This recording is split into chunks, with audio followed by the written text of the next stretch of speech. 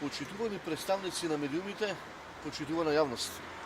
Кога Скопјани ги одбројуваат последните денови од владењето на оваа најлоша локална власт во историјата на град Скопје и најнеспособна, и кога мислевме дека дотука беше со уништувањето на градот и јавните предпријатија, денес се соочуваме со уште еден голем инцидент. Во установата зад мене, која може да видиме, ваде општи хаос. Таа е предпознатлива како куќата на стравот. Но зад вратите од јавноста на оваа установа се случуваат инциденти кои пробуваат да се сокријат.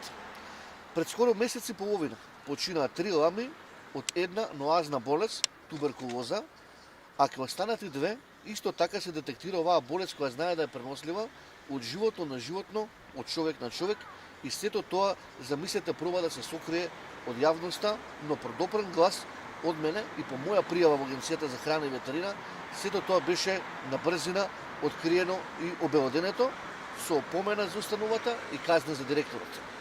Пред само 3 дена во Скопје Зум почина и младо мајмунче од видот гибон, за кој според нашите сознанија по извршениот патолошки наод се појавува повторно оваа инфекција туберкулоза од истиот тип како и келамите. Од тука се прашуваме колку животни погинаа од оваа болест и епидемија која очигледно ја има во Скопската зоолошка градина, уште колку животни се болни и дали се тоа представува голема опасност за посетителите, но и за вработените во оваа установа. Апелираме веднаш институциите да направат координативно тело и да се направи целосен преглед во оваа установа, доколку е потребно и времено да се затвори, се додека не се осигураме дека сите животни се здрави и додека безбедноста во оваа установа за посетителите и за вработените е загарантирана. Како советник во градот Скопје, размислувам да иницирам барање за свикување на вонредна седница на Советот на град Скопје со една единствена точка на дневниот ред, а тоа ќе биде ситуацијата со епидемијата во Скопската зоолошка градина, но и барање одговорност од менаџментот. Седница на која ќе побарам од службите на градот да се обезбеди присуство конечно на директорот на оваа установа, како и на градоначалничката Даниела Арсовска, како негов претпоставен.